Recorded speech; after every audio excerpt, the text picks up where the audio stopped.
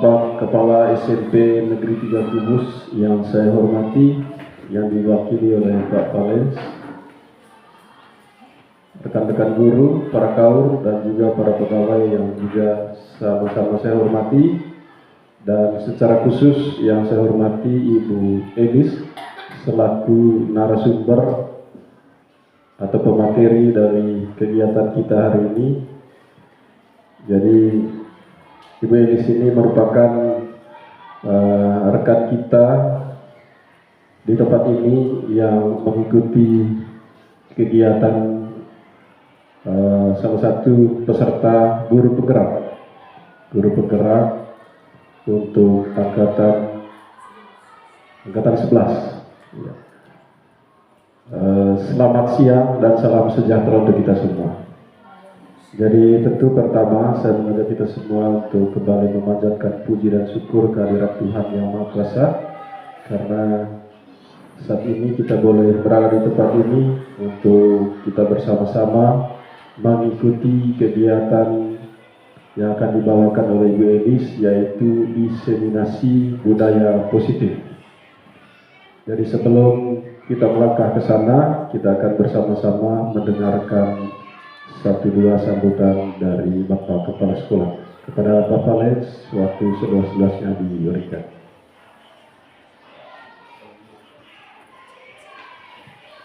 Baik, terima kasih atas kesempatan yang diberikan.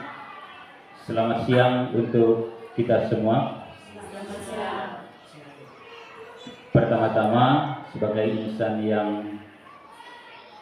percaya kepada Tuhan, kita wajib menyampaikan puji dan syukur kepadanya karena berkat bimbingan dan tuntunannya kita semua pada saat ini bisa kembali berkumpul di tempat ini dalam keadaan sehat untuk mengikuti salah satu kegiatan dari calon guru penggerak kita, Ibu Elis.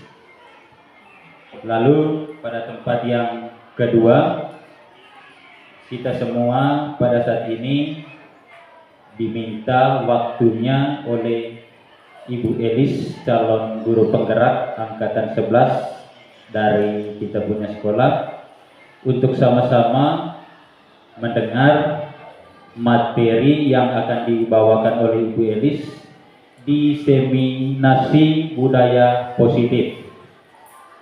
Maka dari itu saya minta kepada kita semua untuk sama-sama mendengar seperti apa penjelasan dari materi yang disampaikan oleh Ibu Elis, calon guru penggerak kita. Maka saya minta kepada kita semua untuk sama-sama mendengar dengan saksama. Dan yang berikut, untuk tidak memperpanjang waktu, maka kesempatan berikutnya saya berikan waktu seluas-luasnya kepada Ibu Elis selaku calon guru penggerak untuk menyampaikan materinya. Terima kasih.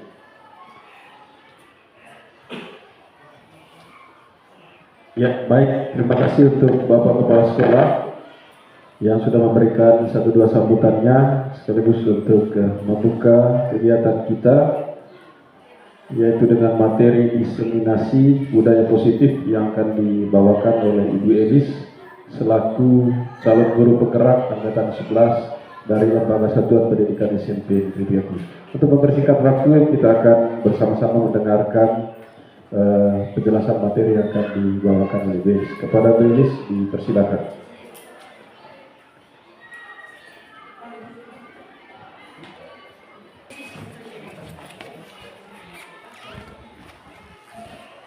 Baik, terima kasih atas waktu yang diberikan. Yang saya hormati Bapak Kepala Sekolah SMP Negeri 3 Kudus yang diwakili oleh Pak Pales. Yang saya hormati pula Bapak Ibu Guru serta pegawai yang ada di SMP Negeri 3 Kudus. Pada tempat yang pertama, saya mengucapkan mohon maaf yang sebesar-besarnya kepada Bapak Ibu karena sudah mengganggu waktunya. sehingga di kelas tidak dilaksanakan KBM demi mendukung saya dalam menyelesaikan pendidikan program guru penggerak yang saya jalankan.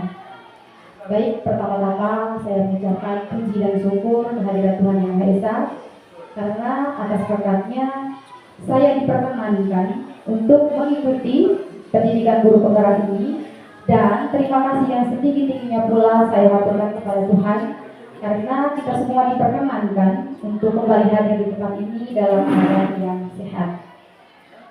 Terima kasih pula saya haturkan kepada pihak sekolah, mulai dari Bapak pimpinan sampai pada Bapak Ibu guru, bahkan siswa-siswi kita juga sudah mendukung saya dengan caranya masing-masing, sehingga saya bisa menjalankan program pendidikan guru penggerak ini tanpa ada hambatan sampai 2 bulan yang saya sudah jalankan.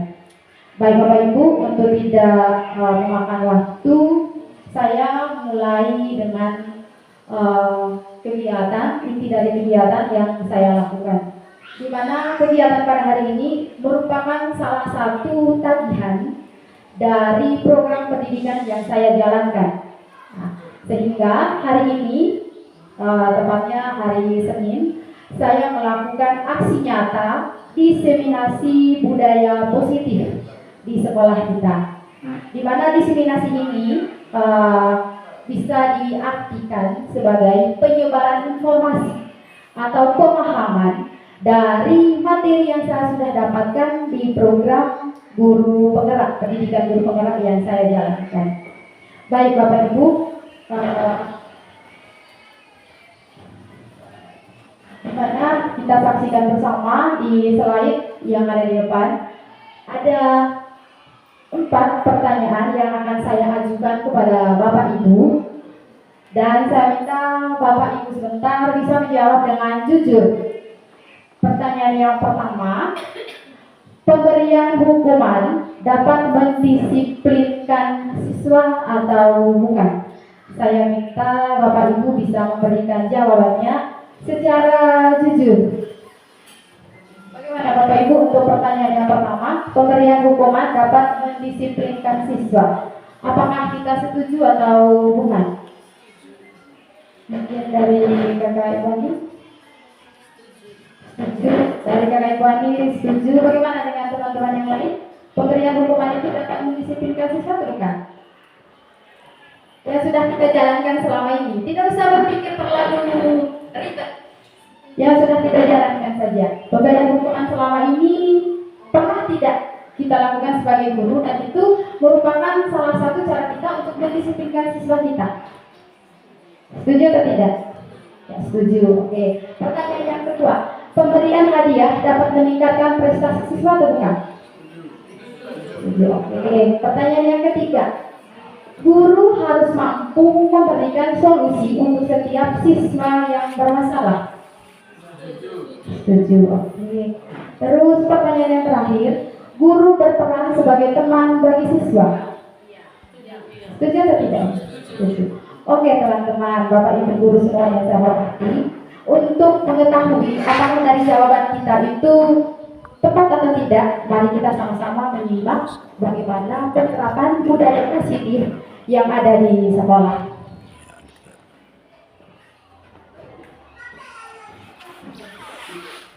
Budaya positif itu Bapak Ibu merupakan sebuah perwujudan dari nilai-nilai atau keyakinan universal yang diterapkan di sekolah.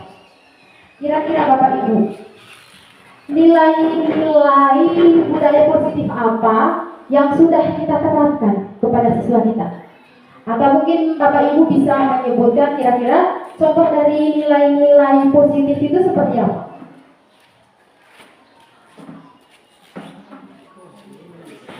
Nilai-nilai positif yang kita tahu itu seperti apa? Oke, kedisiplinan itu salah satunya. Mungkin ada lagi? Sopan santun. Mungkin ada lagi Bapak Ibu? Tanggung jawab. Dan saya rasa masih banyak yang lainnya. Baik Bapak Ibu, dalam menerapkan budaya positif di sekolah kita, di mana dalam pendidikan guru penggerak ada 6 langkah yang harus dikuasai oleh guru, yang harus diketahui oleh guru, sehingga budaya positif itu bisa diterapkan secara maksimal di sekolah. Yang pertama, di mana di sini ada konsep-konsep inti untuk menciptakan budaya positif.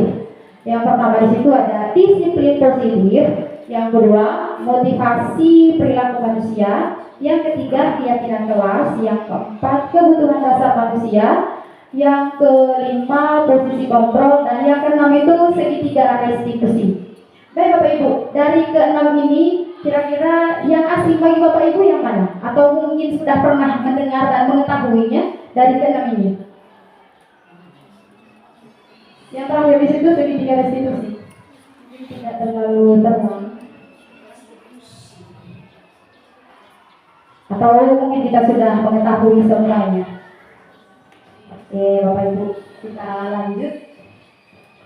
Baik Bapak Ibu, kita lihat di layar. Saya mengajak Bapak Ibu untuk melakukan permainan. Nama permainan ini cobalah buka. Nama permainannya cobalah buka. Saya akan membacakan instruksinya. Anda dan teman Anda akan melakukan kegiatan cobalah buka. Anda dalam hal ini adalah saya minta Bapak Ibu guru yang ada di ruangan ini. Tugas Anda adalah A. Anda adalah A. Misalnya kita bisa, saya minta ambil atau kita dalam posisi satu pasang terdiri dari 2 orang. Nanti dari satu pasang itu salah satunya berperan sebagai A dan salah satunya lagi berperan sebagai B. Di sini tugas Anda adalah mengepalkan salah satu tangan Anda. Coba Bapak Ibu, tinggal dikoordinasikan dengan teman semeja. Oke Bapak Ibu, silakan mengepal salah satu tangan. Mengepalkan salah satu tangan. Dan coba Anda bayangkan bahwa Anda menyimpan sesuatu yang sangat berharga di dalam kepalan tangan Anda. Coba Bapak Ibu. Coba. Bapak Ibu diminta untuk mengepalkan tangan. Dan kita bayangkan di dalam kepalan tangan kita ini ada barang berharga atau sesuatu yang berharga. Nah, teman kita yang berperan sebagai B sebentar, dia akan membujuk atau merayu temannya yang mengepalkan tangannya tadi untuk berusaha kepalan tangannya itu dibuka. Coba Bapak Ibu. Coba, silakan dilakukan. Dengan membujuklah, dengan merayukah, bisa tidak?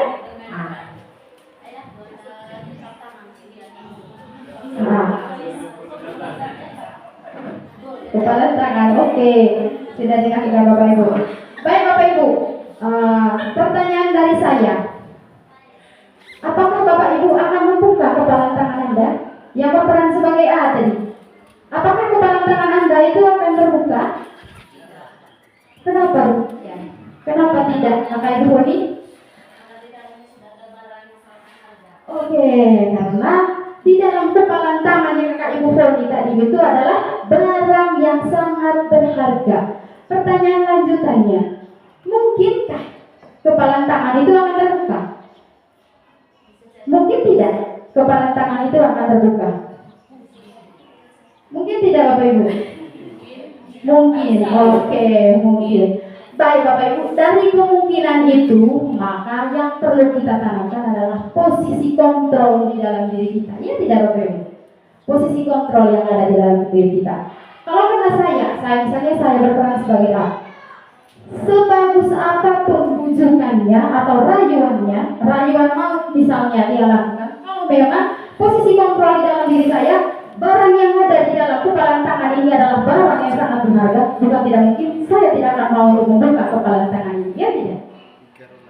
Oke Bapak Ibu, lanjutannya dari permainan tadi itu, di sini ada pergeseran paradigma teori kontrol menurut Dr. William Glasser. Yang pertama di situ ilusi guru mengontrol murid. Ilusi guru mengontrol murid. Selama ini coba kita ingat, apakah murid kita itu mau berubah atau tidak tanpa kontrol dari gurunya. Mau tidak murid kita berubah, atau mau tidak murid kita melakukan hal-hal yang baik tanpa ada kontrol atau dampingan dari gurunya. Mau tidak? Selama kegiatan yang ada di sekolah kita dulu. Jangan dulu kita berpikir di masyarakat, di sekolah dulu. Mau tidak siswa kita melakukan sesuatu yang baik tanpa ada campur tangan atau tanpa ada kontrol dari gurunya? Mau tidak? Nah, pasti ya kalau pengalaman saya pribadi, siswa itu memang ada yang tanpa kontrol, ada yang melakukan karena adanya kontrol dari gurunya atau suruhan dari gurunya. Sehingga ilusi ini, guru mengontrol murid itu sebenarnya adalah murid itu yang bisa mengontrol diri sendiri. Murid itulah yang bisa mengontrol dirinya. Sehingga nanti penerapan budaya positif yang ada di sekolah itu bisa diterapkan atau bisa dijalankan. Terus yang kedua, ilusi bahwa semua penguatan positif, efektif dan bermanfaat. Apakah ilusi ini pernah kita jalankan selama ini, Bapak Ibu? Semua penguatan positif itu efektif dan bermanfaat bagi peserta didik kita. Nah, memang selama ini saya jujur saja Bapak Ibu, sebelum saya masuk di pendidikan guru penggerak ini, dari keempat ilusi ini, saya rasa semuanya itu baik, bisa menerapkan budaya positif yang ada di sekolah, terutama bagi peserta didik. Tetapi setelah saya masuk di pendidikan guru penggerak, pikiran saya mulai terbuka. Ternyata apa yang saya jalankan selama ini sudah sedikit keliru. Tetapi bukan tidak mungkin. Untuk semua, saat kami melakukan elaborasi juga pemahaman di LMS itu melalui instruktur, pertanyaan yang sama yang selalu dikeluarkan oleh teman-teman calon guru penggerak. Di mana khususnya di NTT kita ini, tanpa ada dampingan, tanpa ada dorongan dari guru, pasti siswa itu tidak mau melakukan hal-hal yang positif ataupun melakukan kegiatan di mana kegiatan itu bisa membangkit kemandirian pada diri peserta didik itu sendiri. Terus Bapak Ibu, terus yang berikutnya, ilusi bahwa orang dewasa memiliki hak untuk memaksa. Saya rasa ilusi yang terakhir ini bukan hanya diterapkan di sekolah, bahkan di rumah juga. Sebagai orang tua pasti kita memaksa anak kita untuk mengikuti apa yang kita mau. Iya tidak Bapak Ibu, tetapi apa yang kita lakukan itu memberikan dampak yang baik bagi anak didik kita. Dan kita lihat Bapak Ibu, dari paradigma teori kontrol Dr. William Glasser itu, kita masuk pada bagaimana seseorang bisa berubah dari paradigma stimulus respon kepada pendekatan teori kontrol. Bapak Ibu bisa lihat slide yang ada di depan, di mana disajikan dalam bentuk tabel. Di sebelah kiri saya stimulus respon dan di sebelah kanan saya teori kontrol. Stimulus respon yang pertama, realitas atau kebutuhan kita sama. Itu stimulus respon ya. Realitas atau kebutuhan kita sama, tetapi menurut teori kontrol, realitas atau kebutuhan kita itu berbeda. Ya tidak Bapak Ibu. Walaupun kita sama-sama guru ataupun siswa, posisinya dia sama-sama peserta didik, tetapi kebutuhan yang dia punya itu berbeda dengan teman lainnya. Begitupun kita sebagai guru, kebutuhannya saya dengan Bapak Ibu pasti berbeda. Begitu. Terus yang berikutnya, semua orang melihat hal yang sama. Teori kontrolnya, setiap orang memiliki gambaran berbeda. Sampai pada stimulus respon yang terakhir di situ, model berpikir menang atau kalah.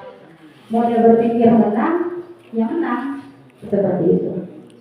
Saya tidak bisa baca satu persatu Bapak Ibu. Bapak Ibu bisa lihat di slide yang ada di depan. Lanjut Bapak Ibu. Kita masuk pada bagaimana menerapkan budaya positif di sekolah. Yang pertama itu ada disiplin positif. Sebelum saya lanjut Bapak Ibu, kita lakukan ice breaking dulu. Mungkin dari teman-teman bisa membantu saya untuk memberikan ice breaking. Bisa? Bisa? Oke, Bapak Ibu, saya punya ice breaking. Saya akan berikan contoh dengan angka 1 sampai 3. Ini berapa Bapak Ibu? 1. Yang ini? 2. Kalau ini? 3. Yang ini? 2. Yang ini? 2. 3. Kalau ini? 3. Kalau ini? 2. 3. Ini? 1. Terus, kalau misalnya sebentar, itu sesuai dengan gerakan tangan. Bapak Ibu saya melakukan gerakan tangan saat sebentar berbeda dengan sebutan dari Bapak Ibu. Kalau ini? 2. Kalau ini? 2. Yang ini? 3. Ini? 1. Ini 1. 4. Bapak Ibu sudah tahu kan rahasianya? Sudah tahu dulunya? Oke, kalau tahu dulunya. Kalau ini? 4. 2. 3. 4. Kalau ini? 3. Kalau ini? 3. Oke, kakak Bapales dengan kakak Bapales sudah tahu. Cluenya ini, yang ini, dan kalau ini. Gitu. Ini tadi 1, terus angka ini tidak menjadi apa sebenarnya tidak menjadi patokan, begitu. Cluenya adalah ini, yang ini, dan kalau ini. Bisa paham? Karena sih bisa paham. Bisa. Oke. Terima kasih Ibu. Masih kan gitu? Semangat gue. Oke. Kita masuk pada tahap yang pertama, langkah untuk menerapkan budaya positif di sekolah. Di mana di sini ada disiplin positif. Mungkin tanpa saya menjelaskan panjang lebar, Bapak Ibu sudah tahu disiplin positif itu seperti apa. Kita lihat di slide Bapak Ibu. Disiplin positif itu merupakan salah satu cara penerapan disiplin yang bertujuan untuk menumbuhkan kesadaran serta memberdayakan anak untuk melakukan sesuatu tanpa sokongan, ancaman maupun hukuman.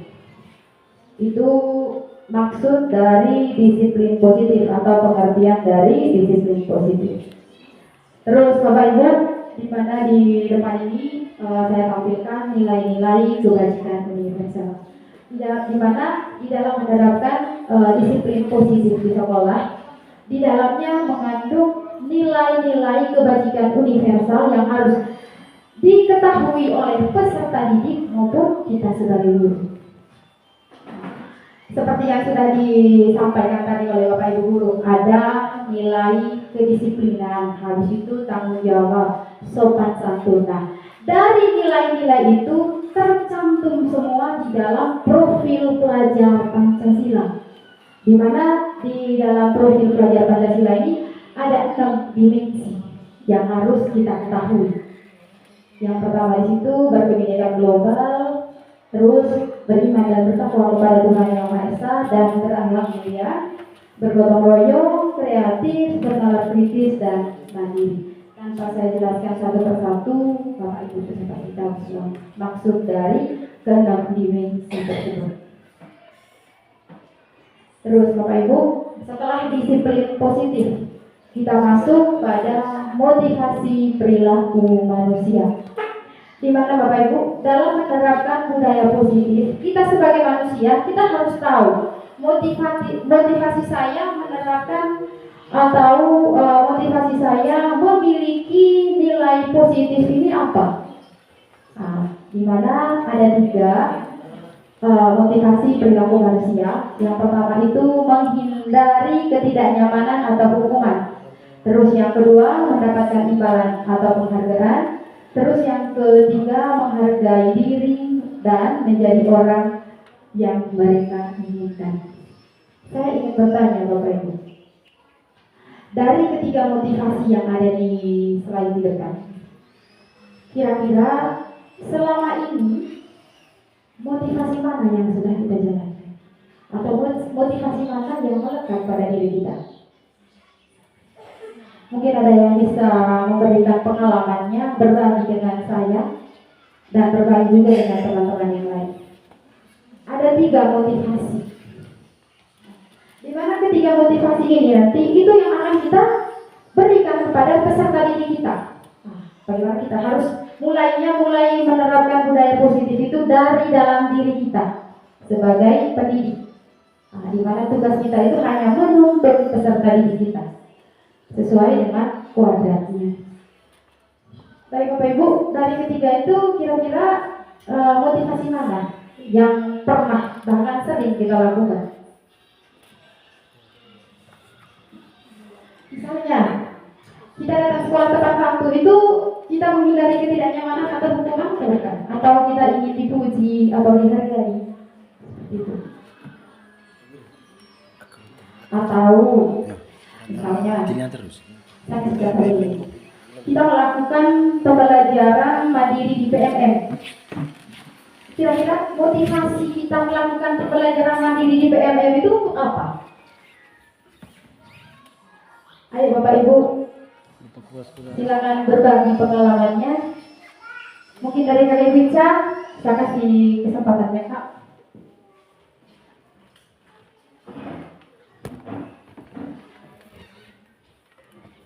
Terima kasih atas kesempatan yang diberikan. Motivasi perilaku manusia bagi saya pribadi itu menghargai diri dan menjadi orang yang mereka inginkan. Artinya begini, ketika saya menjadi diri saya sendiri, contohnya misalnya disiplin, itu kan untuk diri saya sendiri, berarti berguna bagi diri saya sendiri dan misalnya contoh juga berguna bagi kepentingan untuk lembaga misalnya, menjadi contoh, misalnya seperti itu contohnya. Jadi bagi saya pribadi pilihan yang ketiga menghargai diri dan menjadi orang yang mereka inginkan. Terima kasih. Terima kasih kepada Kakak Ica. Boleh kita tepuk salut kan untuk Kakak Ica? Tepuk salut. Salut, salut. Salut, salut. Salut. Terima kasih Kakak Ica atas pengalamannya. Di mana Kakak Ica tadi dia mengambil motivasi yang ketiga, yaitu menghargai dirinya, menghargai diri sendiri. Di mana nilai yang ditanamkan di dalam diri Kakak Ibu Ica itu adalah kedisiplinan. Kakak Ibu Ica ingin menerapkan kedisiplinannya itu di dalam dirinya, sehingga nanti dia bisa menjadi contoh dan panutan yang baik terutama bagi peserta didiknya di sekolah. Seperti itu. Mungkin ada lagi teman-teman yang ingin berbagi pengalamannya. Kakak Papa mungkin dari ketiga motivasi ini Kak.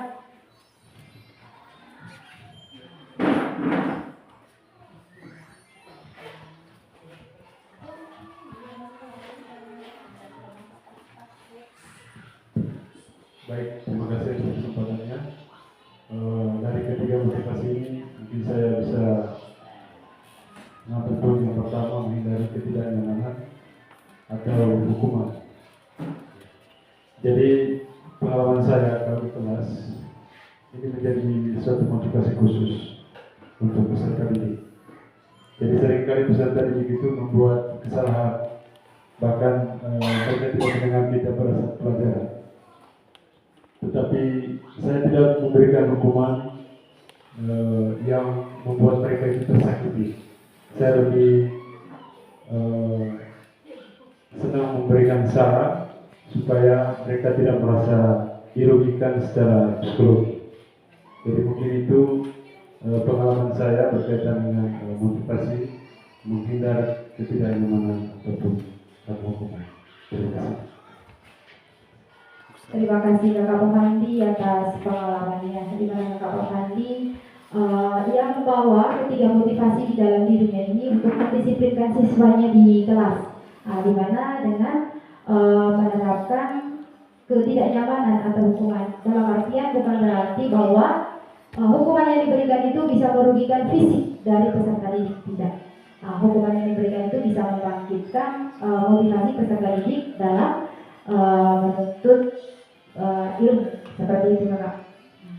Terus Bapak Ibu, dari ketiga motivasi perilaku manusia, di mana tadi sudah disebutkan Kedua, yang pertama ini menghindari ketidaknyamanan dan hukuman serta mendapatkan imbalan atau penghargaan itu merupakan motivasi dari luar atau motivasi ekstrinsik.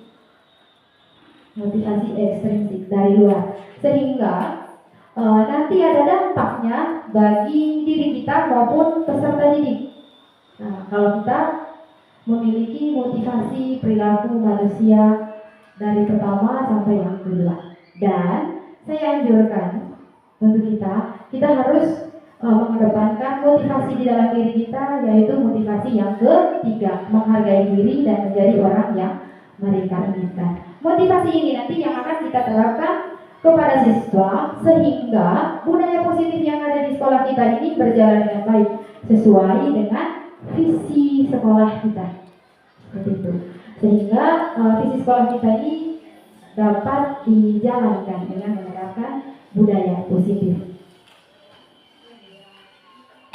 Terus Bapak Ibu, ini nanti kalau misalnya Bapak Ibu ingin tahu seperti apa penjelasannya, nanti saya akan bagikan, bersedia untuk membagikan kepada Bapak Ibu hukuman, konsekuensi, dan restitusi. Bapak Ibu, dari bagian itu kita bisa ambil penjelasannya tentang hukuman, konsekuensi, dan restitusi. Saya rasa kita semua di sini tanpa terkecuali, saya juga sudah pernah melakukan hukuman serta konsekuensi. Dan yang paling baru bagi saya itu adalah restitusi. Paling baru bagi saya itu adalah restitusi. Memang kalau kita sebentar sudah tahu restitusi itu seperti apa, terutama di segitiga restitusi, pasti kita bisa merefleksikan diri kita. Oh, ternyata saya pernah melakukan ini, tetapi saya tidak tahu ini termasuk di dalam restitusi. Saya juga dulu Bapak Ibu begitu, waktu ditanya refleksi oleh fasilitator saya. Terus Bapak Ibu, yang pertama di situ hukuman. Hukuman itu tidak terencana, bersifat satu arah, bisa berupa hukuman fisik, psikis, atau kata-kata kasar. Mari kita merefleksikan diri kita, apakah kita pernah melakukan ini. Terus yang kedua, konsekuensi. Konsekuensi itu berarti bahwa dia bersifat terencana, sudah disepakati. Bentuk-bentuk konsekuensi dibuat oleh pihak guru atau sekolah. Tinggal siswa dijalankan. Misalnya begini, kita sudah buat suatu kesepakatan. Kalau misalnya siswa terlambat, berarti mereka harus membersihkan WC. Berarti itu merupakan konsekuensi yang harus dijalankan oleh siswa. Karena konsekuensinya itu dibuat oleh sekolah melalui misalnya ini, melalui rapat dewan guru atau kesepakatan dewan guru seperti itu. Terus yang berikutnya, restitusi. Restitusi itu adalah proses menciptakan kondisi bagi murid untuk memperbaiki kesalahan mereka sehingga mereka bisa kembali pada kelompok mereka dengan karakter yang lebih kuat. Itu restitusi, di mana nanti siswa itu membuat kesalahan lalu dia bisa memperbaiki kesalahannya itu oleh dirinya sendiri, bukan karena gurunya atau bukan karena orang tuanya atau bukan karena orang yang ada di sekitar. Tidak. Dia harus bisa menyelesaikan masalahnya itu oleh dirinya sendiri dan dibantu oleh guru. Baik Bapak Ibu, di sini saya minta bantuannya juga. Silakan Bapak Ibu menjawab dari ketujuh pertanyaan ini. Sebentar, apakah dia termasuk konsekuensi atau hukuman dari pengertian yang sudah kita dengarkan tadi. Yang pertama, mencatat 100 kali di dalam buku kalimat, saya tidak akan terlambat lagi karena terlambat ke sekolah. Apakah itu merupakan konsekuensi atau hukuman? Hukuman. Merupakan konsekuensi atau hukuman? Hukuman, oke. Yang kedua, lari mengelilingi lapangan basket 2 kali karena terlambat hadir di sekolah. Merupakan konsekuensi atau hukuman? Konsekuensi atau hukuman itu? Lari mengelilingi lapangan basket 2 kali karena terlambat hadir di sekolah. Konsekuensi. Kenapa konsekuensi kata Ibu Boni? Karena di situ ada kata menegaskan. Menegaskan. Dari kesimpulan kalian lari mengelilingi lapangan basket 2 kali. Kata 2 kali itu menegaskan. Dan konsekuensinya itu kata Oke, menurut kakak Ibu Foni itu merupakan konsekuensi. Menurut teman-teman yang lain, konsekuensi atau hukuman itu? Hukuman, saya pikir itu hukuman. Hukuman atau konsekuensi? Ya, menurut teman-teman yang lain itu merupakan hukuman. Bagaimana kakak Torio? Kenapa ini bisa menjadi sebuah hukuman? Saya pikir itu merupakan sebuah hukuman karena ada kata karena situ ya. Karena terlambat adik ke sekolah. Ya, otomatis ada kata karena dan hukuman. Masuk hukuman. Oke, mungkin dari kakak Parolan?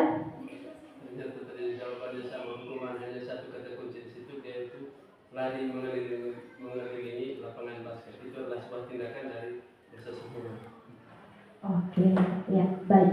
Lari mengelilingi lapangan basket itu 2 kali karena terlambat hadir di sekolah itu merupakan sebuah hukuman. Sehingga nantinya siswa melakukan penerapan budaya positif itu bukan dari dirinya sendiri, tetapi karena takut dengan hukuman. Terus yang ketiga, membersihkan coretan yang dibuatnya di meja tulis. Hukuman atau konsekuensi? Hukuman atau konsekuensi? Lihat nih, membersihkan coretan yang dibuatnya di meja tulis. Konsekuensi atau hukuman? Konsekuensi. Berarti dia bisa bertanggung jawab terhadap apa yang sudah dia buat. Nah, seperti itu. Terus yang keempat, murid diminta untuk push up 15 kali karena tidak menggunakan masker ke sekolah. Hukuman. Terus yang berikutnya yang kelima, berdiri di depan kelas sambil mengangkat kaki satu karena tidak bisa menjawab pertanyaan. Hukuman atau konsekuensi? Hukuman atau konsekuensi? Hukuman. Oke, hukuman. Oke. Terus yang keenam, membersihkan WC karena merusak pensil teman. Hukuman atau konsekuensi? Hukuman. Oke, jawaban Bapak Ibu bervariasi tergantung dari kitanya. Apakah kalau konsekuensi itu berarti ada kesepakatan sebelumnya? Begitu. Terus yang terakhir, lari keliling lapangan karena terlambat 10 menit saat pelajaran PJOK. Hukuman atau konsekuensi? Saat pelajaran PJOK. Hukuman atau konsekuensi? Ya, bisa hukuman, bisa konsekuensi. Tetapi itu merupakan sebuah konsekuensi. Nah, karena apa yang dia buat itu masih sejalan dengan aktivitas di dalam pelajaran PJOK. Baik, Bapak Ibu. Di mana di sini ada beberapa pengaruh dari dihukum oleh penghargaan. Yang pertama di situ pengaruh jangka pendek dan jangka panjang dari penghargaan. Begini Bapak Ibu maksudnya, pengaruh jangka pendek dan jangka panjang. Misalnya di dalam kelas kita menjanjikan kepada peserta didik, siapa nanti yang bisa menjawab, ibu akan atau bapak akan memberikan hadiah. Sehingga peserta didik berlomba-lomba bukan karena dia ingin mendapatkan ilmunya, bukan karena dia ingin mengetahui ilmunya, tetapi karena penghargaan itu yang kita sudah janji, yang Bapak Ibu sudah janjikan seperti itu. Sehingga di situ dia berpengaruh jangka pendek dan jangka panjang. Nah, terus yang berikutnya, penghargaan tidak efektif. Kenapa demikian? Penghargaan itu tidak efektif. Kami bicara. Oke, terima kasih atas kesempatan. Kenapa atau alasan penghargaan itu tidak efektif? Seperti yang dikatakan tadi bahwa ada pengaruh jangka pendek dan jangka panjangnya. Ketika misalnya ada perjanjian, ada penghargaan, berarti anak itu semata-mata hanya untuk mendapat penghargaan saja. Tapi motivasi dalam dirinya untuk mau bisa atau mau bisa itu tidak ada motivasinya, intinya seperti itu. Berarti hanya membutuhkan untuk penghargaan, untuk tepuk tangan seperti itu. Oke, terima kasih. Terima kasih Kak sudah membantu menerangkan di bagian penghargaan tidak efektif. Di mana Bapak Ibu, penghargaan itu memang tidak menutup kemungkinan sudah pernah kita jalankan. Bahkan pengalaman saya sebelum saya masuk di sini, di mana di sekolah itu saat selesai ujian akhir semester selalu dibagikan penghargaan kepada siswa-siswi yang juara. Nah, siswa-siswi yang mendapatkan juara atau yang berprestasi. Tetapi di sisi lain kita tidak memikirkan bagaimana perasaan psikologi dari siswa-siswi yang tidak mendapatkan penghargaan seperti itu. Kita hanya memberikan apresiasi kepada salah satu orang saja, sehingga bisa menjadi bahwa peserta didik yang mendapatkan penghargaan itu mereka bisa menyombongkan dirinya. Itu maksudnya. Terus yang berikutnya penghargaan merusak hubungan. Penghargaan merusak hubungan ini Bapak Ibu selalu khususnya saya pribadi selalu saya temukan di mana peserta didik itu yang mendapatkan penghargaan mereka ada kelompok-kelompok tersendiri sehingga nanti mereka misalnya di luar sekolah atau di luar jam pelajaran mereka bisa adu mulut atau mereka bisa buka aib sesama temannya di media sosial seperti itu. Terus yang berikutnya penghargaan mengurangi ketepatan. Saya Bapak Ibu sudah paham maksudnya. Sampai pada motivasi dari dalam diri atau intrinsik. Maksudnya yang terakhir itu Bapak Ibu, di mana dengan pemberian hukuman, motivasi seperti yang sudah disampaikan oleh PKI Bica, motivasi di dalam diri peserta didik itu tidak ada. Karena mereka hanya mengejar sebuah penghargaan. Sehingga mereka datang ke sekolah itu hanya karena penghargaan itu, bukan karena ingin menuntut ilmu. Terus yang berikutnya adalah keyakinan kelas. Ini yang ketiga, keyakinan kelas. Bapak Ibu, ada dua pertanyaan lagi yang harus kita diskusikan. Yang pertama, mengapa kita memiliki peraturan tentang penggunaan helm pada saat mengendarai kendaraan roda 2 atau motor? Mengapa? Mengapa Bapak Ibu? Atau saya bisa rubah pertanyaannya. Apakah penggunaan helm ini merupakan sebuah peraturan atau keyakinan bagi kita? Sebuah peraturan atau keyakinan bagi kita?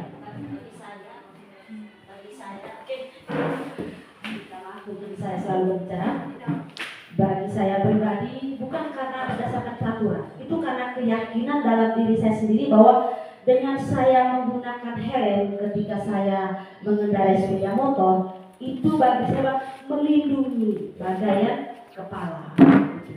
Artinya keyakinan dalam diri. Baik, terima kasih Kakek Bija. Di mana pernyataan yang pertama ini sekaligus pertanyaan buat kita. Memang awalnya saya rasa memakai helm itu adalah sebuah peraturan yang harus saya jalankan. Tetapi di satu sisi juga saya merasa bahwa pemakaian helm itu penting demi menerapkan nilai keselamatan di dalam diri. Contohnya saja Bapak Ibu, setiap kali datang sekolah saya menggunakan helm, sementara di jalur dari sana tidak ada polisi. Tetapi saya tetap menggunakan helm karena nilai yang saya tanamkan di dalam diri saya itu adalah keselamatan dan kesehatan. Terus yang berikutnya, mengapa kita memiliki peraturan tentang penggunaan masker dan mencuci tangan setiap hari? Saya rasa Bapak Ibu tahu sebenarnya ini merupakan sebuah keyakinan di dalam diri kita. Sepakat tidak Bapak Ibu? Sepakat tidak? Atau ini merupakan sebuah peraturan? Tidak. Saya rasa ini merupakan sebuah keyakinan dalam diri kita. Baik Bapak Ibu, ini penjelasan perbedaan antara keyakinan dan peraturan. Keyakinan kelas atau bisa juga keyakinan sekolah itu dibuat berdasarkan kesepakatan antara guru dan siswa, bersifat universal. Kalau di kelas Bapak Ibu, kalau misalnya keyakinan ini dibuat di sekolah, berarti itu kesepakatan antara semua warga sekolah, baik itu guru mulai dari kepala sekolah, guru-guru yang ada di dalam, peserta didik maupun orang tua. Seperti itu. Terus yang berikutnya, peraturan biasanya dibuat oleh guru, bersifat satu arah. Seperti itu.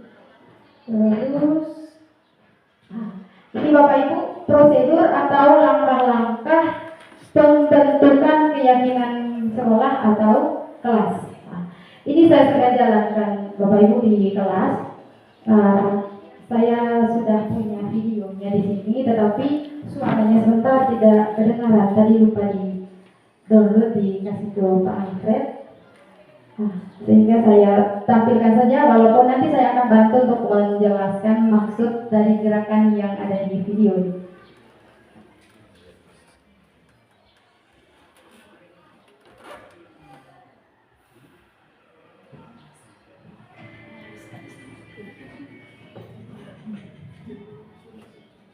Tidak kedengaran suaranya karena kecil. Bapak Ibu, ini keyakinan yang saya buat di kelas 9A kemarin. Bapak Ibu, ini keyakinan prosedur pembuatan keyakinan di kelas. Di mana di situ saya awalnya memberikan pemahaman kepada siswa terkait penerapan budaya positif yang ada di kelas. Di mana budaya positif seperti yang saya sudah sampaikan tadi, budaya positif itu bisa diterapkan tergantung pribadi kita masing-masing atau motivasi dari dalam diri kita. Dimana di sini saya meminta peserta didik untuk menulis kesepakatan atau peraturan apa yang sudah mereka jalankan selama ini atau kesepakatan apa yang akan mereka buat. Lalu saya suruh mereka untuk menulis di kertas sticky note. Di situ nanti mereka akan menulis lalu ditempelkan di papan tulis. Saya percepat saja dulu. Oke Bapak Ibu, ini mereka sudah menempel kesepakatan ataupun peraturan yang selama ini mereka jalankan. Lalu nanti dari kesepakatan itu menjadi sebuah keyakinan.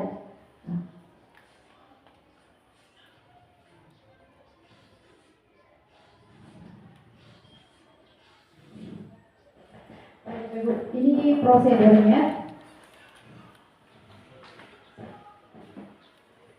Prosedurnya Bapak Ibu, yang pertama mempersilahkan warga sekolah atau siswa-siswi untuk mencurahkan ide tentang peraturan yang akan disepakati. Itu langkah pertama. Terus yang berikutnya mencatat semua masukan. Terus yang ketiga, ganti kalimat negatif menjadi positif. Contohnya begini. Misalnya di peraturan kita, atau misalnya guru sudah membuat peraturan di kelas. Ya saya lihat itu di kelas 3A ada peraturannya di sana. Peraturannya begini, misalnya dari kalimat negatif. Jangan datang terlambat.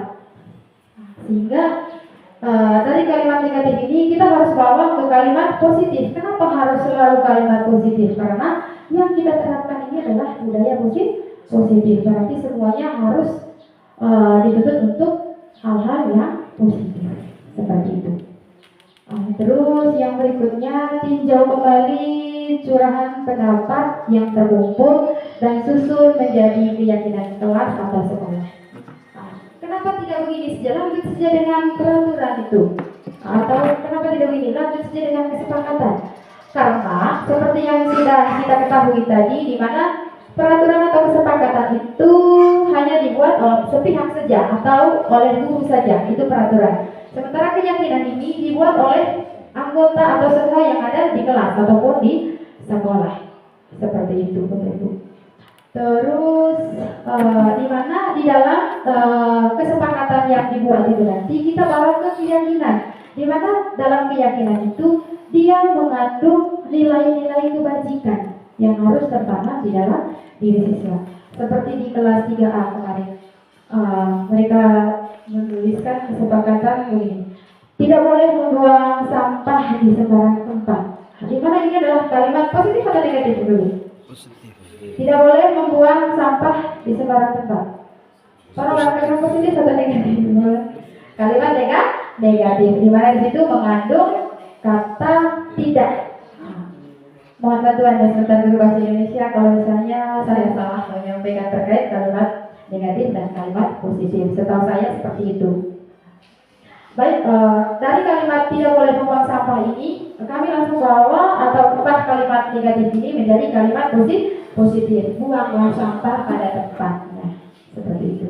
Sehingga nilai kebajikan yang ada di dalam atau yang ditanam di dalam diri siswa itu bertanggung jawab dan kebersihan. Terus langkah yang berikutnya, tinjau ulang keyakinan kelas yang sudah tersusun 3-7 keyakinan. Terus yang berikut, meninjau dan menyetujui dengan menandatangani. Kemarin Bapak Ibu di kelas 3A itu memang keyakinan kelas yang saya buat itu bukan berlaku untuk semua mata pelajaran, untuk kelasnya saya, kelas matematikanya saya saja. Karena di sana sudah ada peraturan. Maka dari ini saya menganjurkan untuk kita semua, alangkah baiknya kita harus menerapkan budaya positif dengan langkah membuat keyakinan di kelas seperti itu. Terus yang terakhir, keyakinan kelas itu ditempel di dinding kelas. Kemarin di kelas 3A kami tidak sempat tempel di dinding karena harus meminta izin dulu dengan wali kelas karena di sana sudah ada peraturannya. Gitu. Tapi kalau les matematika pasti itu kami akan tempelkan di papan tulis atau di dinding. Baik Bapak Ibu, setelah keyakinan kita masuk pada 5 posisi kontrol guru. Mungkin Bapak Ibu lelah atau capek? Masih semangat Bapak Ibu? Masih. Oke. Kita tepuk ice breaking dulu dengan tepuk pagi, siang, dan malam. Mungkin teman-teman sudah tahu semua. Tepuk pagi, siang, dan malam. Oke. Saya meragakan tepuk pagi, siang, dan malam. Kalau tepuk pagi, kita tepuk tangan kita sebanyak 1 kali. Tepuk pagi. Kalau saya sebut pagi, siang. Kalau sore, setengah saja.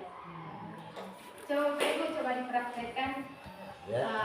Ini konsentrasi sebenarnya. Ayo. Konsentrasi dimulai. Tepuk pagi, tepuk siang, tepuk sore. Ulang Bapak Ibu, ulang. Tepuk siang, tepuk pagi, tepuk tepuk sore. Ternyata konsentrasi dari Bapak Ibu ini sangat tinggi sekali. Luar biasa, terima kasih Bapak Ibu. Mungkin diperlakukan seperti anak kecil, tapi ini membangkitkan konsentrasi kita juga. Karena ice breaking itu bukan hanya berlaku untuk peserta didik, kita juga. Dan Bapak Ibu, kita lanjut yang berikutnya. Setelah keyakinan, masuk pada 5 posisi kontrol guru. Yang pertama, penghukum. Yang kedua, pembuat merasa bersalah. Yang ketiga, teman.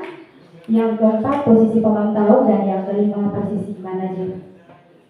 Tanpa saya memberikan penjelasan satu persatu Bapak Ibu, saya ingin bertanya, dari kelima posisi kontrol yang ada di slide di depan, kira-kira selama ini posisi kontrol kita sebagai guru itu yang sering kita lakukan itu yang mana? Jujur Bapak Ibu, kalau saya pribadi, saya melakukan posisi kontrol. Yang pertama penghukum, sudah pernah saya jalankan.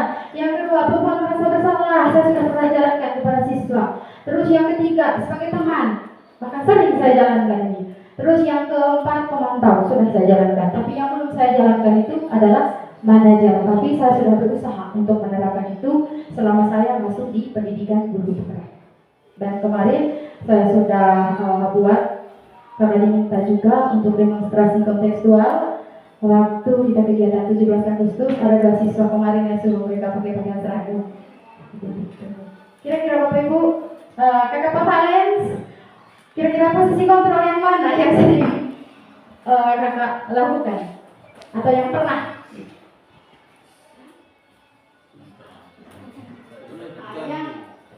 Yang pertama itu penghukum, yang kedua pembuat merasa bersalah, yang ketiga teman, yang keempat pemantau, dan yang kelima manajer. Yang sering saya buat berdasarkan pengalaman saya selama ini, yang pertama menghukum. Penghukum. Oke, yang pernah Kakak Valens lakukan, posisinya dia itu sebagai penghukum bagi siswa. Di mana saya bisa membantu Kakak Valens, mungkin kita sepemahaman. Nah, di mana dengan memberikan hukuman ini, kita bisa membangkitkan motivasi belajar di dalam diri siswa. Seperti itu. Mungkin dari Kak Hasti kira-kira posisi yang mana Kak? Yang asing bagi kita yang mana nih? Dari kelima, yang asing bagi kita atau belum pernah kita jalankan? Yang terakhir mana dia? Baik Bapak Ibu, mari kita lihat satu persatu. Di mana di sini ada tayangan video nanti. Kira-kira dari posisi penghubung kita harus menyimak sebentar, merefleksi diri kita. Apakah kita pernah berperan seperti ibu yang ada di video itu atau tidak? Mohon bantuannya Kakak Bapak.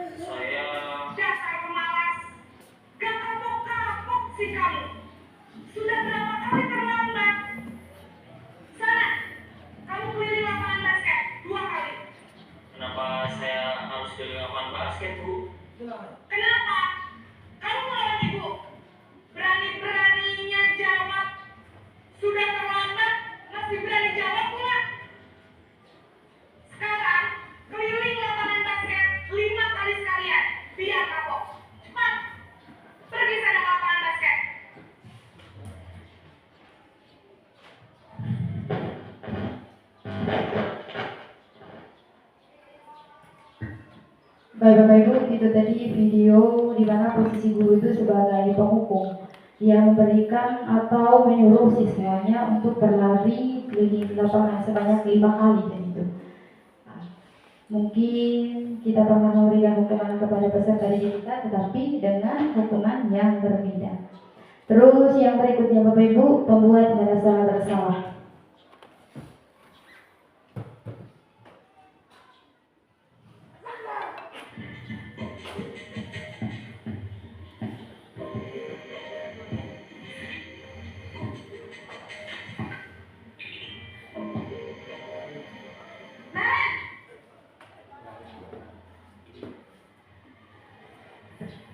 Dari kelima ini sebentar Bapak Ibu, tarik semua video. Kamu kenapa terlambat lagi, nak? Ya Tuhan, Naren.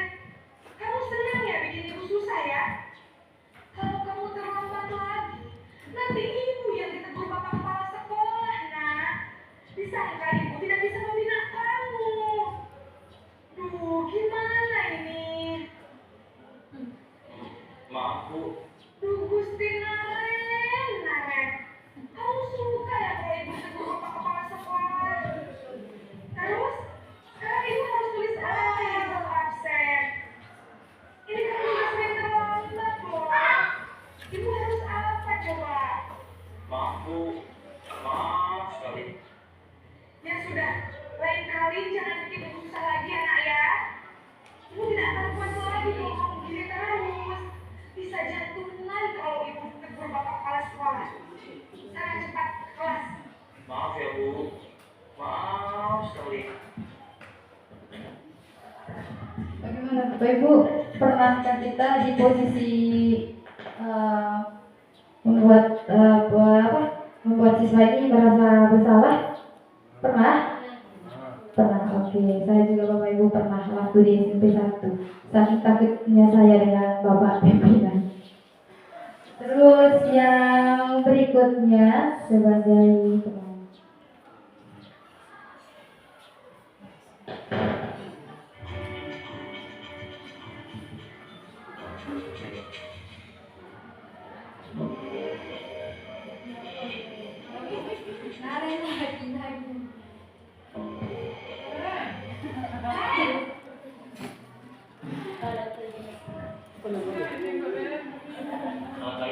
Terima kasih Naren dan Ibu ini bukan siswa dan murid. Selamat Habis ibu saya lupa bangunkan saya, Bu. Kamu malah menyalahkan ibu kamu. Kamu bukannya anak yang larinya paling kencang. Kok terlambat sih? Iya, Bu. Saya memang terlambat bangun tadi.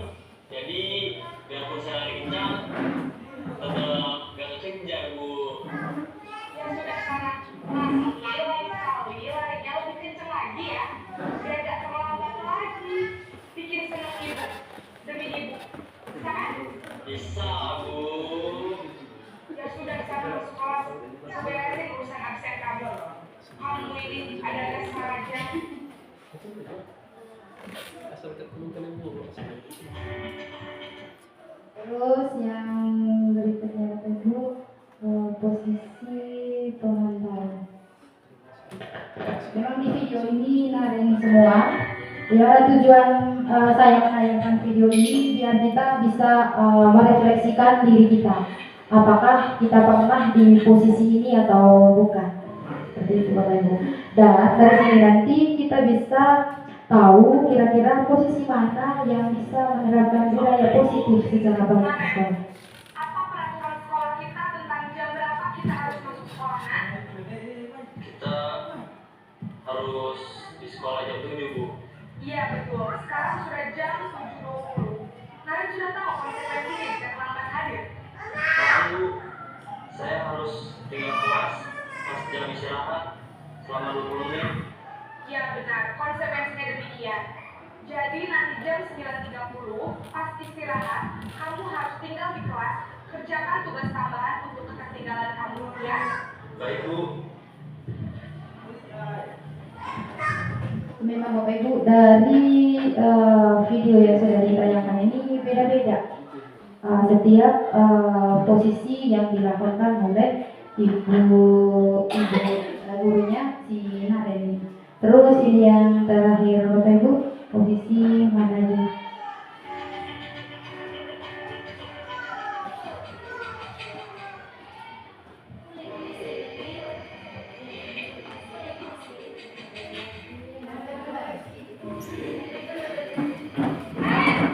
Karena di video yang terakhir Bapak Ibu kita perhatikan secara baik-baik di mana si Naren ini nanti dia yang bisa memberikan solusi dari masalah yang dia hadapi. Ya, sekolah masuknya jam 7, sekarang sudah jam 7.20. Jadi sekarang bagaimana ini Naren? Maaf, Bu. Saya lupa setel alarm saya semalam. Baiklah, menurut kamu, keyakinan sekolah yang mana yang perlu kamu tingkatkan? Menghargai diri sendiri. Setuju. Jadi, apakah Naren meyakini prinsip saling menghormati tersebut? Iya, Bu. Saya meyakininya. Apakah Naren bersedia memperbaiki masalah keterlambatan ini?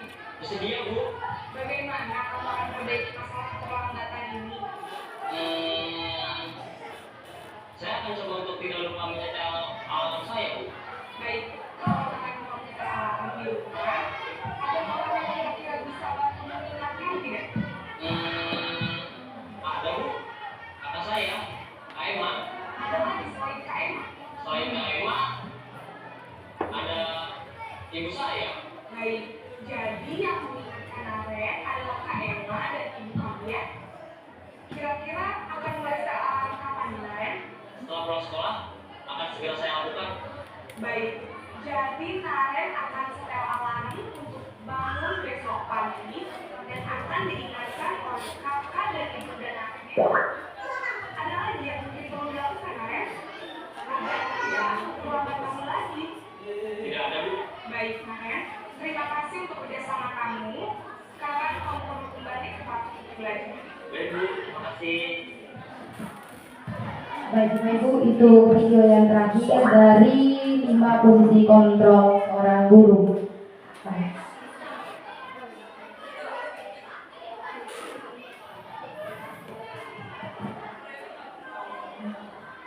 Bapak Ibu, dari kelima posisi kontrol ini saya anjurkan untuk kita yang ada di sekolah ini kalau bisa dalam menerapkan budaya positif di sekolah, alangkah baiknya kita harus menerapkan atau memposisikan diri kita sebagai manajer.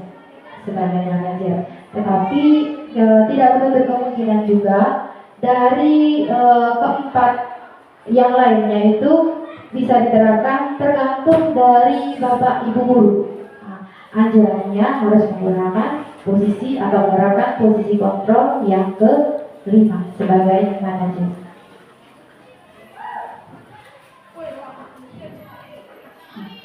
Baik Bapak Ibu, dari kelima posisi kontrol ini dia memiliki ciri-ciri atau karakteristiknya dan dampaknya. Saya rasa tadi di video itu kita bisa membedakan. Oh, ciri-ciri dari posisi kontrol ini begini, dari pemukul sampai pada manajer, tanpa saya jelaskan lagi. Sepakat Bapak Ibu? Terus yang berikutnya Bapak Ibu, dalam menerapkan budaya positif juga, di mana seorang guru itu harus mengetahui kebutuhan dasar manusia. Pasti Bapak Ibu juga sudah paham dan sudah tahu ini, di mana ada 5 kebutuhan dasar manusia. Yang pertama itu bertahan hidup, yang kedua kasih sayang dan rasa diterima, yang ketiga penguatan, yang keempat kebebasan, dan yang kelima kesenangan. Saya rasa Bapak Ibu sudah tahu maksudnya.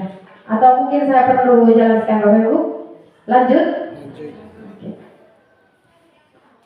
Terus Bapak Ibu, mohon kesediaannya, ini saya akan bacakan tidak terlalu lama. Sebentar Bapak Ibu, ada 4 pertanyaan dari kelima kebutuhan tadi. Dari 5 kebutuhan. Pertanyaan pertama, aku senang main kejar-kejaran dengan ibu guru, seru. Bagaimana kira-kira posisi kontrol lagi, maaf Bapak Ibu, kebutuhan yang mana yang harus dipenuhi oleh guru ini kepada siswa? Poin yang pertama ini, aku senang main kejar-kejaran dengan ibu guru, seru. Kira-kira kebutuhan mana yang harus dipenuhi? Kebutuhan akan apa ini Bapak Ibu? Akan kesenangan. Kebutuhan akan kesenangan, di mana guru memberikan kesenangan kepada peserta didiknya. Terus, pertanyaan yang kedua, ibu kejar aku karena ibu guru sayang aku. Saya rasa kita semua tahu ini kebutuhan akan kasih sayang atau kebutuhan akan diterima. Terus, aku hebat kan, bisa bikin ibu guru kejar aku. Kira-kira kebutuhan apa ya Ibu? Kebutuhan akan kasih sayang. Oke. Terus yang keempat, aku bosan belajar mewarnai terus di dalam kelas. Kira-kira kebutuhan apa ya Ibu? Kebutuhan akan kebebasan. Baik Bapak Ibu, dalam 5 kebutuhan, salah satu langkah penerapan budaya positif, di mana kita juga harus mengetahui dunia berkualitas. Dunia berkualitas itu sangat penting Bapak Ibu bagi kita dan bagi yang orang nanti, bagi peserta didik. Nanti untuk mengetahui lebih lanjut ini, saya akan, kalau memang bersedia, saya akan bagikan materi ini di grup WA-nya kita. Terus yang terakhir, ini yang terakhir Bapak Ibu, segitiga restitusi. Segitiga restitusi ini dia di posisi kontrol sebagai pemantau dan manajer. Tetapi yang paling dominan itu adalah posisi kontrol guru sebagai manajer. Di mana segitiga restitusi ini merupakan salah satu pendekatan yang harus dijalankan oleh guru dengan memiliki 3 komponen di dalamnya. Segitiga restitusi. Di mana di sini 3 komponen. Yang pertama, menstabilkan identitas. Yang kedua, validasi tindakan yang salah. Di mana dalam validasi tindakan yang salah ini kita nanti akan menanya kebutuhan apa yang harus dipenuhi oleh siswa sampai dia melakukan masalah. Seperti itu. Terus yang terakhir, menanyakan keyakinan. Di mana dalam menanyakan keyakinan ini kita mengingatkan kembali dengan keyakinan yang sudah kita buat bersama. Lalu dari situ nanti siswa akan mencari solusi dari masalah yang dibuatnya. Di sini Bapak Ibu, tadi ada video, tidak terlalu lama sebentar Bapak Ibu, hanya sekedar pengenalan saja.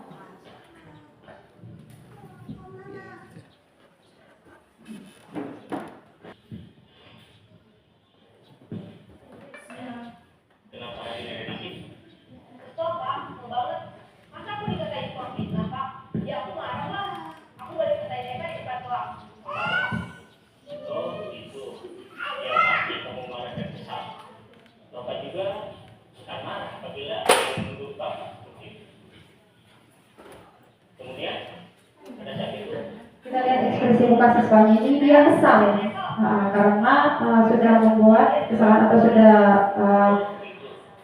berantem lah seperti itu dengan temannya.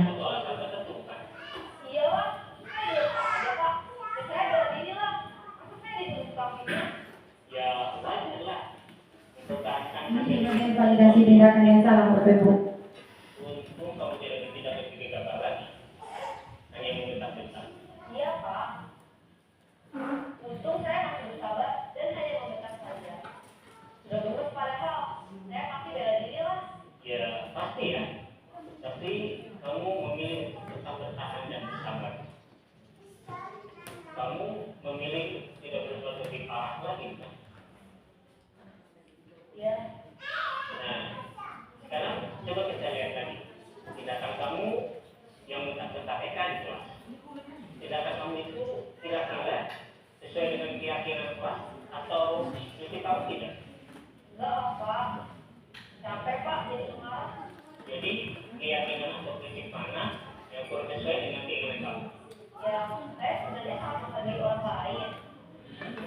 Mungkin saat itu saya menjadi emosi. Jadi, tidak menunjukkan sikap itu. Kamu meyakini tidak? Menghargai orang lain itu penting buat kamu. Yakin lah, Pak. Iya, setuju. Kita harus saling menghargai.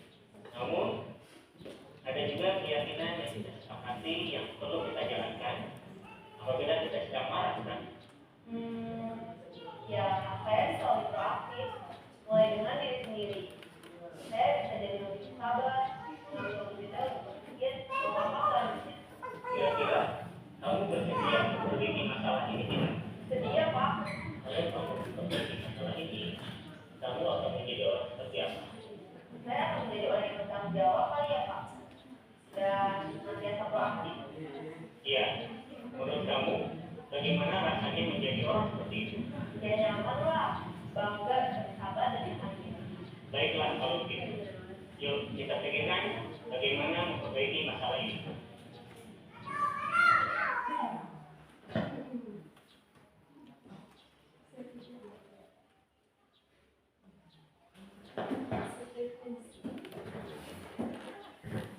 Baik Bapak Ibu, dengan berakhirnya video contoh penerapan segitiga restitusi dalam menyelesaikan masalah siswa di sekolah, maka berakhir pula kegiatan diseminasi budaya positif yang saya bawakan.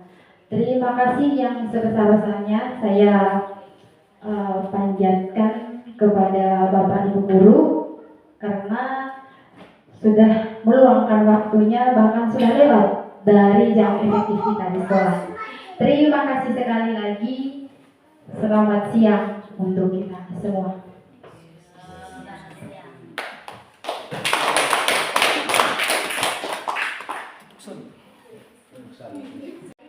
Hari ini kita membuat sebuah keyakinan, di mana keyakinan itu tujuannya adalah untuk meningkatkan budaya positif di sekolah kita.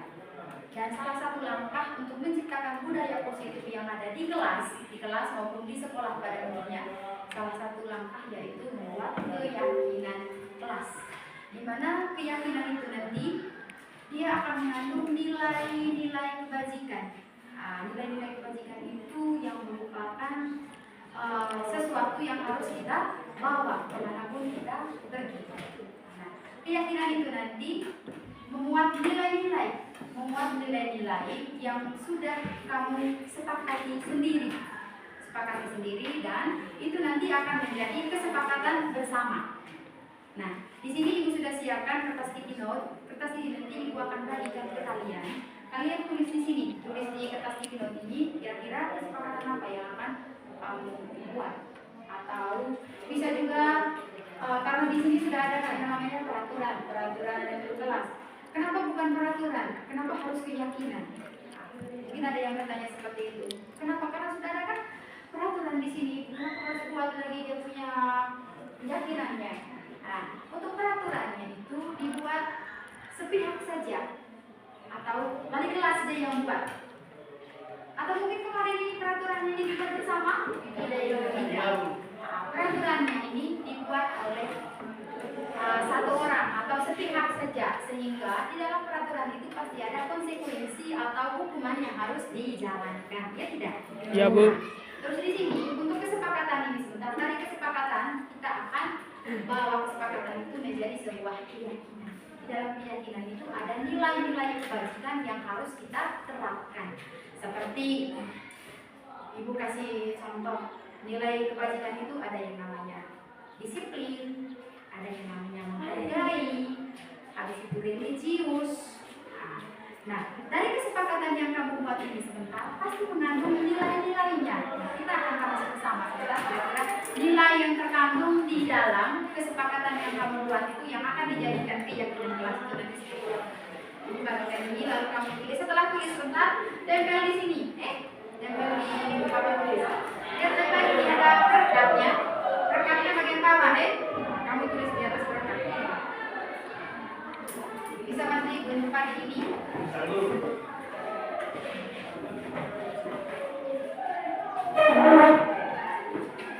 Dan untuk kesepakatan atau keyakinan kelas ini nanti dia harus menggunakan kalimat positif. Dia harus menggunakan kalimat positif. Contohnya begini. Datang sekolah tepat waktu. Itu kalimat positif. Kalau kalimat negatifnya tidak boleh terlambat datang sekolah. Di sini harus menggunakan kalimat positif karena yang kita bicarakan di sini adalah mengenai budaya positif. Silakan tulis, mau tulis apa?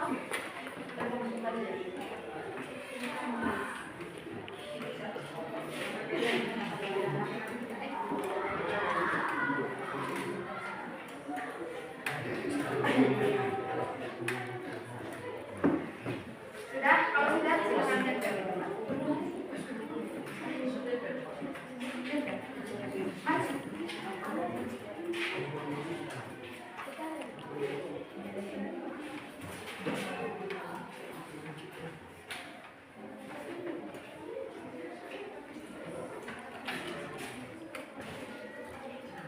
Yang sudah, silakan tempel di papan tulis. Sudah?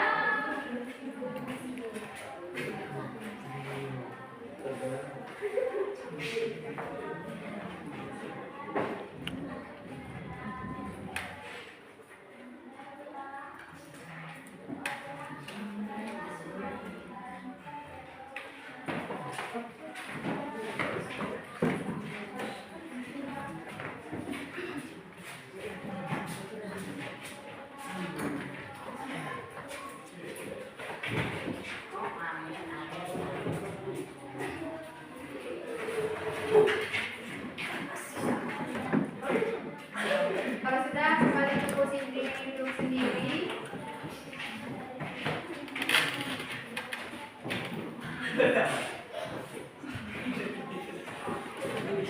Bagian bawah sini, bagian bawah sini.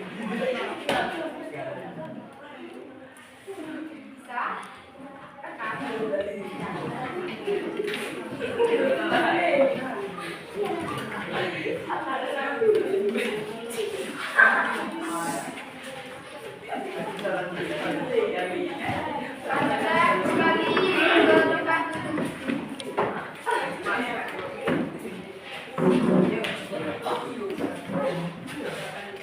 Tekan.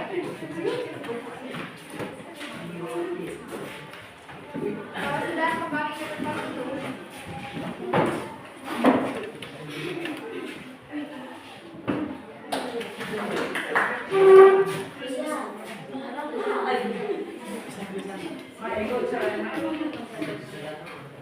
Sudah semua? Belum.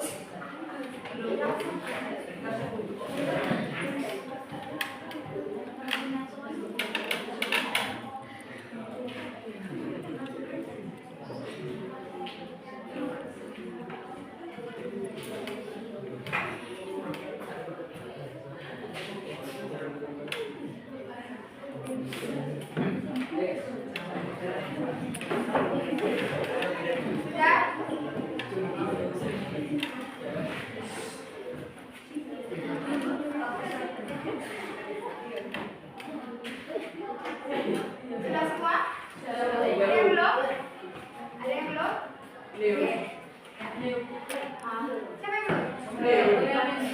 Ya, ini kesepakatan yang sudah kamu tulis. Nanti kita akan bicarakan ini satu persatu, kita baca sama-sama, dan apabila sebentar ada yang sama bunyinya, maka kita ambil satu.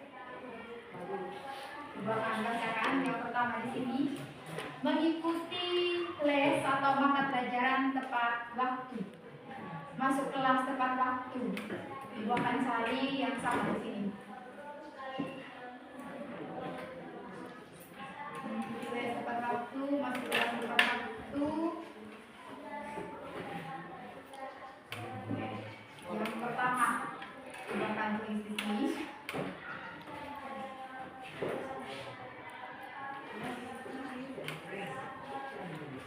Masuk kelas tepat masuk kelas tepat waktu. Terus yang berikutnya, lihat ini, saling membantu sesama teman-teman, saling membantu, saling tolong menolong satu yang lain. Terus saling menghargai, saling kenal, saling menghargai. Oke, di sini saling membantu. Saling membantu. Ingat baik-baik di mana keyakinan kelas itu harus mengandung kalimat positif. Saling membantu. Habis itu saling menghargai. Saling menghargai. Terus yang berikutnya, saling menghormati, saling membantu satu sama lain, saling membantu, saling bergotong royong bersama dalam ruangan kelas. Harus disiplin, saling menghormati, saling mendengar, saling menolong, saling membantu. Jika ada guru yang ngomong di depan harus didengar, saling menghargai, saling menolong. Semua anggota kelompok harus aktif dalam melakukan tugas kelompok. Semua anggota kelompok berarti di sini kalimat negatif atau kalimat positif ini. Semua anggota kelompok harus aktif dalam melakukan tugas kelompok. Bagaimana kalimat positifnya? Hah? Kalimat positifnya bagaimana?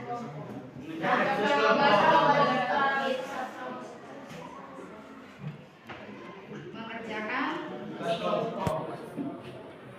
tugas kelompok secara aktif. Terus yang kelima adalah ini. Saling membantu, saling membantu.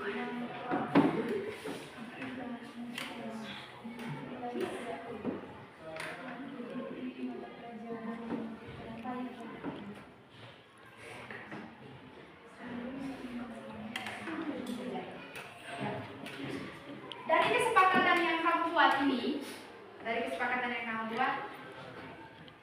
melahirkan 4 keyakinan. Saya punya apa tadi di sini? Sikap satu itu kata yang lain.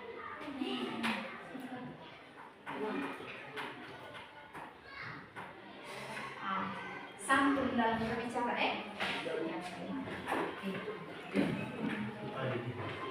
santun dalam berbicara. Santun dalam berbicara. Ya, ada 5 ini.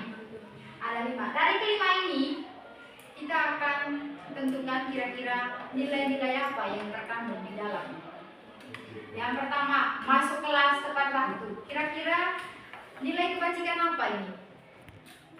Di mana tadi Ibu sudah sampaikan nilai-nilai kebajikan ini contohnya ada disiplin, ada menghargai, ada menghormati. Disiplin. Ingat di sini. Disiplin.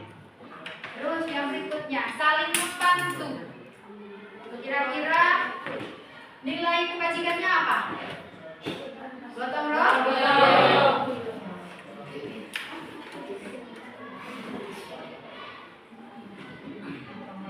Terus yang berikutnya saling menghargai. Nilai kebajikannya apa? Menghargai.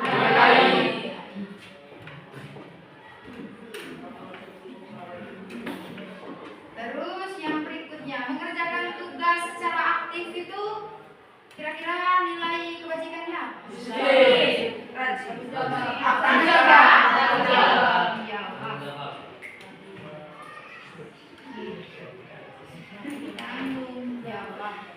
Terus santun dalam berbicara.